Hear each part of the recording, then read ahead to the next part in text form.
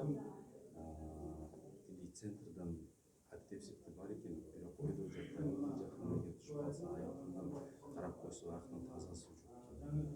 Ошо таза суу жөнүндө эгер биздин жарандыгы таза суу жок болсо кандай болот экен?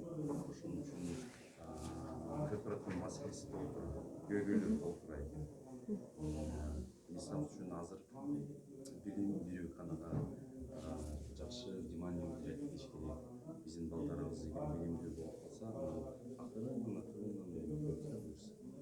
Значит, комитетке кирейин деп уйлап турасыз. Мен бар эл аралык комитетке кирейин, оборонной безопасность.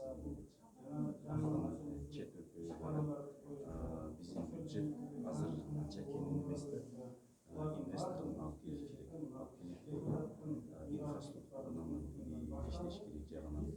Анан кичи бизнестер ошол жагынан Кытайдан же Россиядан, Турциядан инвесторлорду тартып коюп, элге ишкана бериш керек, жумуш бериш керек. Аты жөнүңүздү дагы жолу айтып коесуз. Ханжеза Карим Римзаревич, 23 Москва району.